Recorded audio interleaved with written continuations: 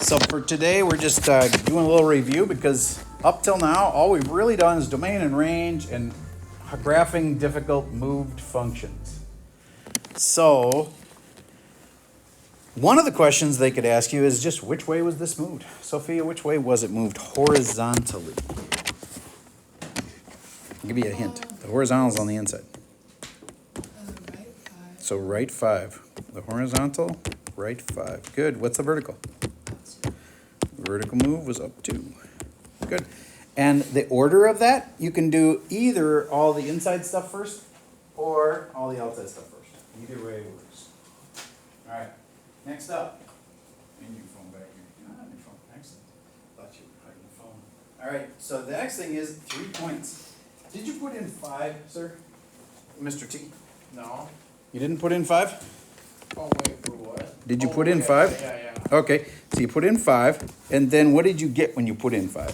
2. You are correct. How many had 5, 2 on your list? Awesome. A next logical choice was 6, because the square root of 1 is 1, and 1 plus 2 is 3, so 6, 3.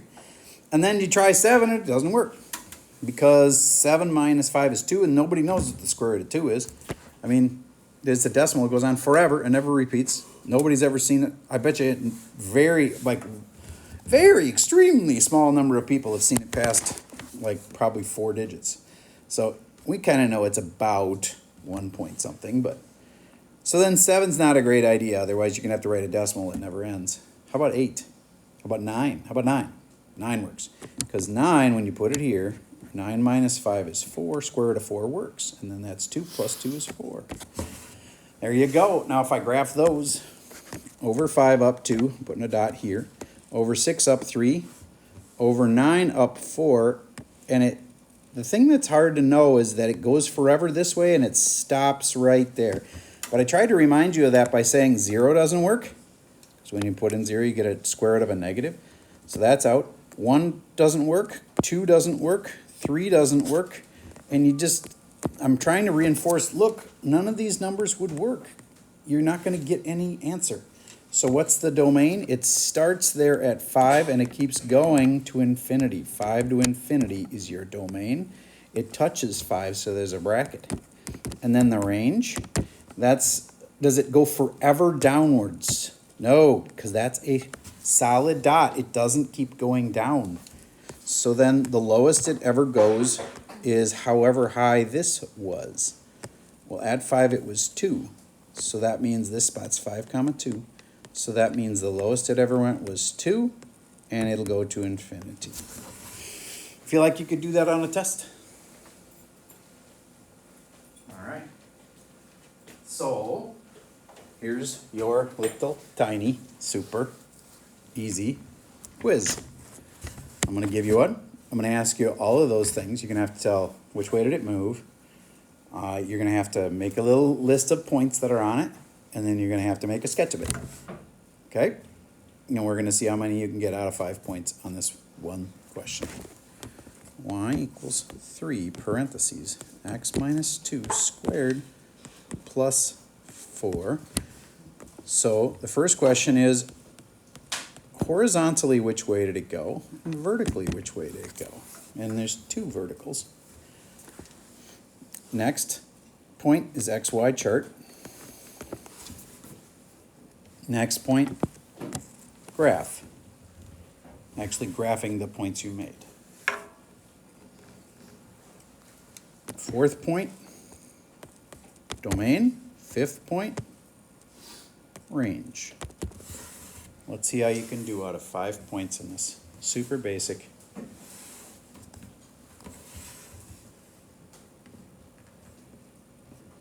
Graph. Point, pausing for a second while you try that. Okay, so in a minute, I'm going to have you, you're going to need a minimum of, on this quiz, you only have to have 3 points. But sometimes kids find some peace in trying 4 or 5 points and making sure, oh yeah, it is a parabola. And it looks like it's been moved this way. So 3 points is all I'm going to grade. But if I were you, I might put on 4 or 5 points just to make sure. Because on the test, we're going to grade probably 5 points on the graph. So 3 points minimum. So there's 1 point for horizontal and vertical moves. 1 point for at least 3 points on the chart. 1 point for graphing those 3 points and putting arrows on the line. It's not just 3 dots. You got to draw a parabola through it. Okay, so don't just have 3 dots on your graph. And last but not least, 2 points, 1 for the domain, 1 for the range. And if you are completely lost, you can still fix it. But you shouldn't be lost by this point. This should be doable. We've practiced it like 3 times. So, all right. Trying to get a sense. It's okay if you aren't done, but how many of you are done? You've got them all answered? All right. You're going to give another 30 seconds to try to finish this off.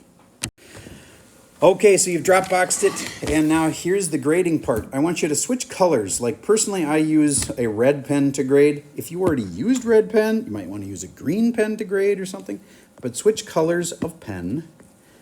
And now we're going to check it. And if it's right, you don't do anything. If it's wrong, you put -1 next to whatever's wrong.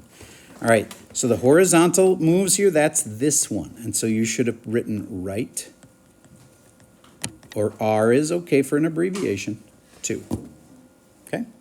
For the vertical moves, you should have put this and this. Now, there's going to be some kids that put one of them, but not the other. If you forgot one of the vertical moves, you could take off a half a point. So let's say I only said vertical stretch. Well, that'd be wrong for a couple reasons. You didn't say what the factor was, and you didn't also mention that the other vertical change is up 4. So I bet I'm going to get a fair number of people, but I'm not going to burn you this time. But I just want to know, how many of you remembered by a factor of 3?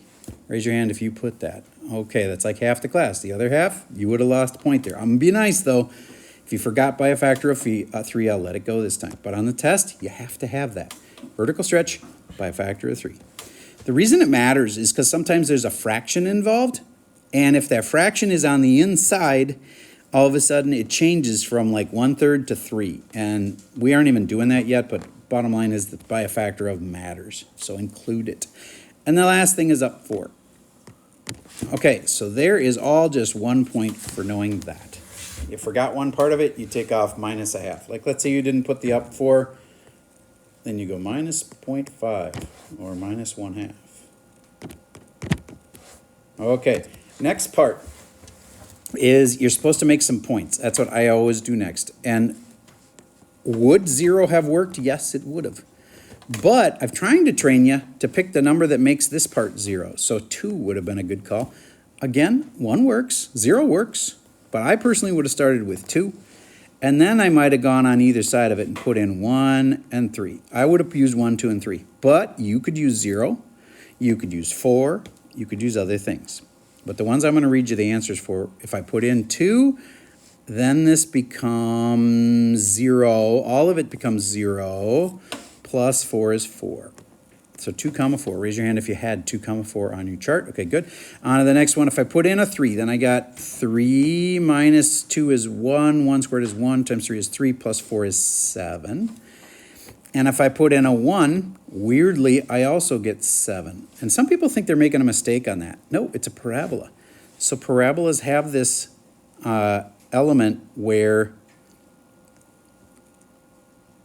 if I go over 1 and up 7, over 2 and up 4, 2 up 4, over 3 up 7 again. See why there's 2 y values of 7? They're right across from each other on that parabola. I didn't ask you for this, but if you wanted to know what's the most special point, it's that one, the vertex. And you can pick it out because there's a 2 in the equation and there's a 4 in the equation. And you use the opposite of the inside one. So 2, 4 was a big deal. All right. So this little chart of 3 points, like if you put in 4, just so you know, that would have been 2 squared is 4 times 3 is 12 plus 4 is 16. And if you had put in 0, it would also have been 16. So, all right, that was worth a point. next one that's worth a point is the graph, which basically looks like this. And last but not least, the domain and the range.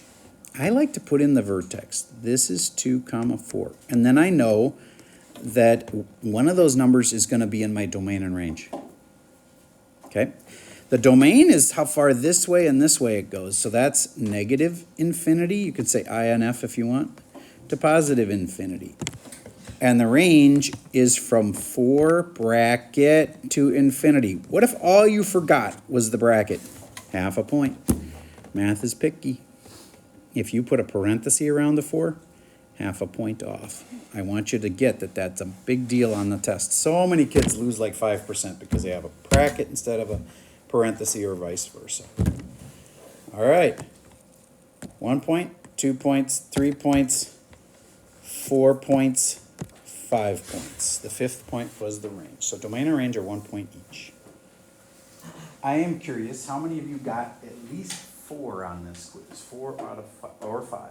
All right, awesome, thank you. If you would please put your score on top now. Now make it the very top of the file. I don't want to have to go hunt, so scroll all the way to the top of this page. And at the top of that page, put your score. Like, let's say you just got 4.5 out of 5. Then I want you to sign your first name. Just your first name is fine. Is it out of 5? So, yes, this is out of 5 points. All of our homework will always be out of 5. It just keeps it simple. I'm going to scale them all to 5 points each. All right. So that goes in the grade book as just a quiz. If you just bombed it, I'll give you something you can do to fix it and get some points back. Okay, but go ahead and Dropbox that on top of the other one. So right in the same exact Dropbox. And that way I can see the one you originally did and the one you just graded and dropped. And I'll put those scores in. Yes? Individual question? Okay. Give me just a minute. Okay. So now, I know it seems like a lot of review. It's because I hit you really hard on the first day and tried to make you learn everything all on the first day, and then we're just practicing it over and over again. Instead of slowly releasing things. Like I wasn't supposed to talk about square roots before, but I did. So I'm trying to make this class have a little harder at the beginning, and then the review will just kind of keep pounding it in, so you just get lots of practice. And so I have only one other thing for today after you are done with this worksheet that's in front of you, which many of you will finish in class. And that is, I'd like to talk to each of you, which is a lot of kids in 30 minutes, just briefly. And I'd like you to bring your Schoology quiz up on your iPad, and I'm going to say, and maybe I'll cut it down. Maybe the kids that got 19 or 20 out of 20, and maybe I won't even talk to them. But on the kids who got like 15 out of 20, which is most of you, something like that, I'm going to ask you, like, so what was the one that bothered you the most? And I'm going to try to give you a little individual help up here on the basics. Because I think this worksheet that's in front of you, only 1 or 2 kids are probably going to have questions on it at this point. Okay, so we're going to work on those basics while you're working on this worksheet, and it's a pretty easy day for us. That's all I got for you for the video for today.